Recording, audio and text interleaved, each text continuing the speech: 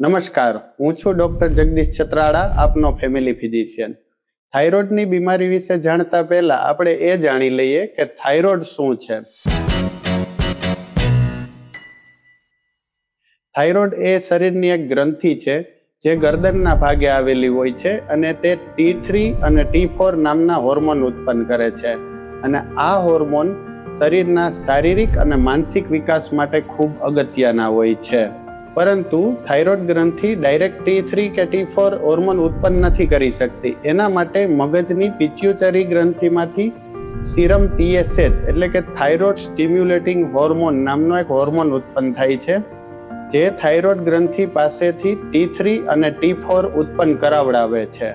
હવે અમુક કારણોસર થાઇરોઇડ ગ્રંથિમાંથી T3 અને T4 હોર્મોન ઓછા બનવા લાગે છે, જેના કારણે મગજની પિટ્યુટરી ગ્રંથિમાંથી સીરમ TSH વધુ ઉત્પન્ન કરવા પડે છે. હવે સીરમ TSH લેવલનું લેવલ વધતું જાય છે અને T3 અને T4 નું લેવલ ઘટતું જાય છે. તો આ કન્ડિશનને કહેવામાં આવે છે હાઇપોથાઇરોઇડિઝમ. હાઇપોથાઇરોઇડિઝમ એ એક હોર્મોનની શરીરની ખામી જ છે, જેના માટે ફરજિયાત દવાઓ કરવી પડતી હોય છે. હાઇપોથાઇરોઇડિઝમના દર્દીને અમુક લક્ષણો જોવા મળે છે, જેમ કે કોઈ કારણ વગર વજન વધતું હોય, ઓછો ખોરાક હોય તો પણ વજન વધતું હોય, શરીરની ચામડી સુકાઈ જાય, વાળ ખરવા લાગે, એકદમ અતિશય થાક લાગવા માંડે, હૃદયના ધબકારા ઓછા થઈ જાય, વધુ પડતી ઠંડીનો અહેસાસ થવા માંડે. જો આવા લક્ષણો હોય તો તમારે થાઇરોઇડનું નિદાન કરાવવું ખૂબ જ જરૂરી છે. થાઇરોઇડનું નિદાન કરવું કઈ રીતે? તો એના માટે થાઇરોઇડ ફંક્શન ટેસ્ટ એટલે કે થાઇરોઇડ હોર્મોનના રિપોર્ટ કરાવવામાં આવતા હોય છે. થાઇરોઇડ ફંક્શન ટેસ્ટમાં સીરમ TSH, T3 અને T4 આ હોર્મોનના રિપોર્ટ કરવામાં આવતા હોય છે. જો આ રિપોર્ટ T3 અને T4 ઓછા આવે અને સીરમ TSH નું લેવલ વધતું હોય તો તમને હાઇપોથાઇરોઇડિઝમની બીમારી ગણાય.